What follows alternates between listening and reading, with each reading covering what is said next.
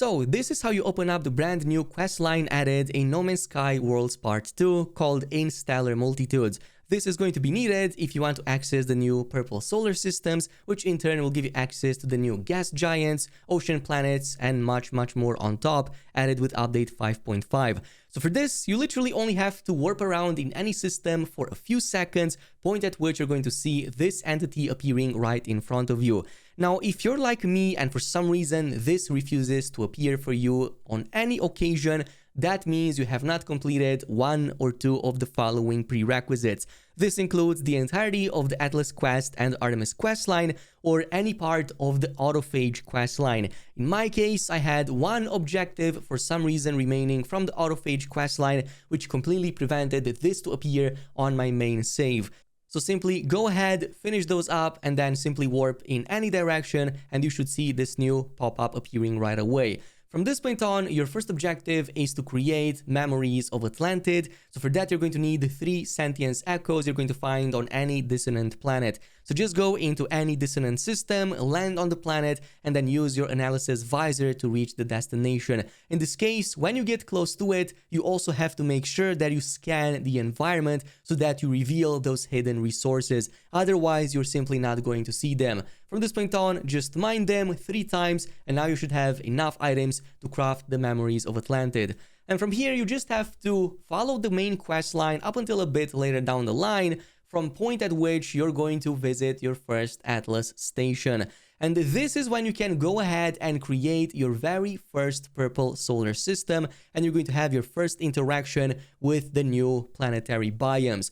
Now, in this case, these options right here seem to change the type of system that you can spawn in the first place. So for example, it seems that the game lets you decide if this purple system will feature a gas giant, an ocean planet, or a different planet, which I haven't yet currently tested. Plus also change some of its parameters, like for example having severe storms, but again, I haven't checked all of them up just yet. So don't quote me on that one. I literally just finished the quest line, but upon doing so, you can see your first purple system has been created. Do not worry, a full galaxy of these will follow really soon after. But once you've done that and settled upon a purple system, once you exit the Atlas station, you're going to encounter that entity once again, point at which it's going to ask you to go to the space anomaly and talk to the autophage construct right here. This is the reason why you need to have finished that autophage questline so that you have this construct to help you in the first place.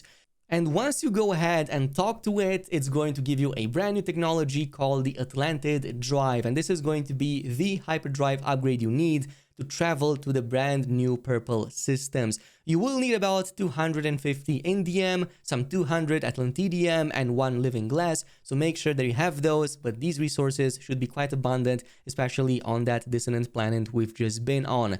And once you have acquired that, install it and travel to your brand new singular purple system. And you should also go ahead and explore that new gas giant or water world, depending which one you have unlocked. In this case, I went with the gas giant. A quick review on that in just a little bit. In the meantime, you're going to now have to call in the anomaly over here to anchor it in the new reality.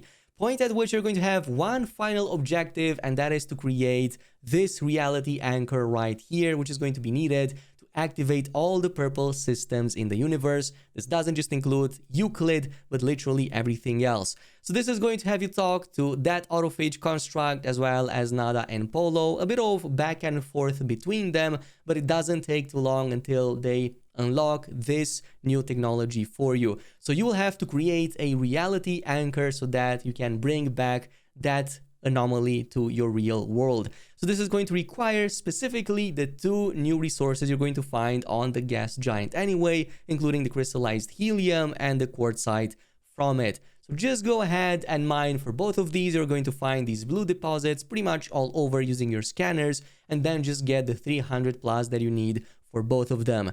Once you're done with that, you can go ahead and craft that reality anchor, and from this point on, you can go back to your space anomaly. again, doing some back and forth between Nada and Polo eventually will bring you back to the main computer machine right here by the big teleporter, where we also stored Artemis in the Artemis questline. I recommend having one inverted mirror from that dissonant planet and 250 gold, as you're going to have one final piece to craft, and that's going to be the anomalous scaffold that you also have to bring back to this computer to have the full questline finished. Once you're done with that, simply go ahead, finish the dialogues, at the end of which you're going to have both realities merging, and you're also going to notice a lot of these purple systems pretty much popping all over. So yes, this is going to include any galaxy you're currently in or you will visit in the future. It's going to work both for Euclid, but literally all the other 256 galaxies out there. And now you can pretty much travel to any of these purple systems. Now here's a few things that I learned about them. First of all, it seems that purple systems have their own parameters, so much so that they will have those parameters regardless of the galaxy they're in. So for example, at least from the limited testing I've done, even if you go to Azentem, you're not going to see any of these purple systems having a higher chance to spawn lush planets like how the default systems already do in the base game. So I think that there's something over there that overrides the galaxy parameter. Another thing to note is that you're going to spot a ton of the new planets and biomes over here, specifically gas giants, water worlds. Also, super giant planets are a thing, so you can literally have almost any biome, but as a super giant planet, which is like several times bigger than the biggest planet in the game. So you can even find a super giant lush planet, for example, or a super giant hell world. But besides that, supergiant planets also have multiple moons, 4 to 5, maybe even 6, but 5 was typically the norm that I've noticed. Now, in terms of the supergiants, to give a quick review, I absolutely love them. The aesthetics look awesome. I love the high gravity, so normally you cannot fly more than a few feet high up into the air because of the high pressure. Also, severe storms are constant, which means you're gonna have an easier time to collect a ton of storm crystals, so it may be worth it to place a base over here, both for the scenery and for the money making. Plus, there's lots of very rare resources here added with the new update. But I still like the water worlds much more because you're literally going to have kilometers upon kilometers of depth in these oceans. You can literally go so far down that you're not going to have any light penetrate that whatsoever. And there are so many interesting creatures over here. I've seen giant like squids, I've seen giant prawns that lurk in the shadows. I really like this update because of the creativity behind it. The only problem I kind of have with these planets is that there's no immediate danger for somebody who's already in the end game. I'm so upgraded that nothing scares me really. So if they can make some of these monsters appear more threatening and attack you and pose a danger, especially in the underwater ocean world, you're going to absolutely love this. But even so, I'm loving the aesthetic. The ocean bed looks just insane, filled with all of those lights. Quick tip, if you are going to jump into the ocean worlds, I recommend going at the space anomaly and installing the new pressure membrane. This is going to be needed if you go at extreme depths.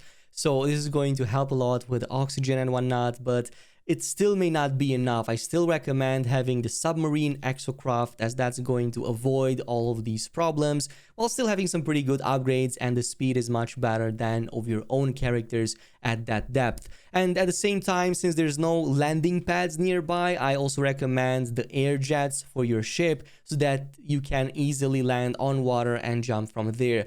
And yeah, I'm gonna follow soon with other tips and tricks because this update is absolutely massive. If you want to see a bigger breakdown of it, I've already posted the video earlier today and also made a live stream, so go ahead and check out that video out. It pretty much goes over the biggest features in update 5.5. Thanks so much for watching, and I'll see you in the next one.